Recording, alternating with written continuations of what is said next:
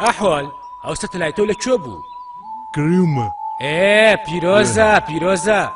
راحكي احوال غصاب دراي بتشي كريو تلفزيون كم بفروشتوها